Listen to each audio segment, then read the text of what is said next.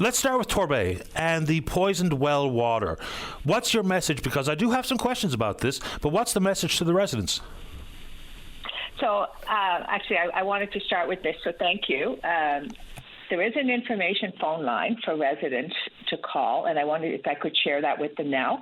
1-506-851-7040.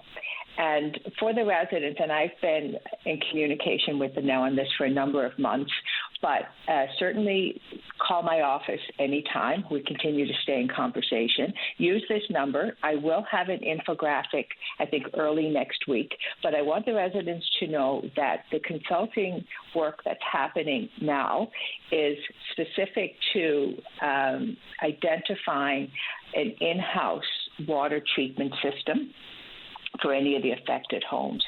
So that's the consulting that's happening at the moment. Over the summer, there was testing to determine the extent of the issue. We've moved beyond that now, and we're really looking at solutions.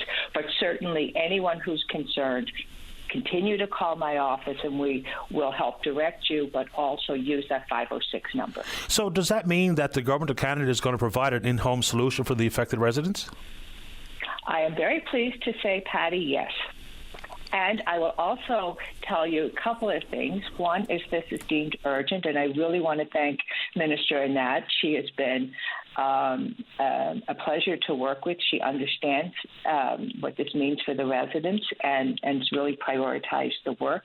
I want to thank Minister Fraser in Infrastructure, the Prime Minister's office. I mean, the team has come together to really ensure that we move forward. And this has been work, and I want to say clearly, that's been happening for a number of months. So yes, the consulting work, because it's deemed urgent, we're looking at weeks, not months. So I really want to reassure the residents that, in no small way is this just, push this down the road. We are working quickly on trying to get a solution in place for them. I'm sure that will be welcome news for the residents that have been impacted, but it also comes with an air of cold comfort. For Transport Canada to have done testing, I mean, this goes all the way back possibly 2004 or earlier.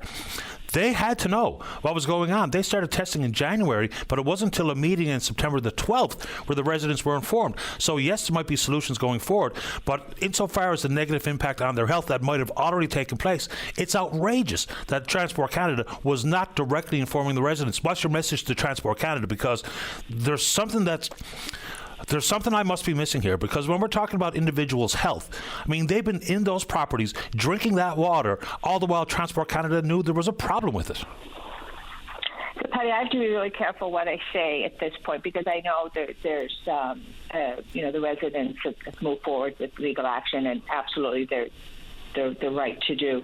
The infographic, the information that's coming, and it will come within days from the department, will help alleviate some of the fears. I can only speak to the work I've done. But I will tell you that once the consultant's report is back, the minister will be speaking directly as well. So in no way are we not out there really working hard to find a solution. But I'm not able to go back and speak about what's happened in the past. I'd sure like to have someone from Transport Canada pass comment. I know they won't, because now we're talking about a yet-to-be certified class action lawsuit, but there is something extraordinarily wrong with the lack of communication, knowing that people's health was potentially being jeopardized by an issue that they understood. So, okay, if you can't speak to it, someone in the future is going to have to speak to it, likely in the court.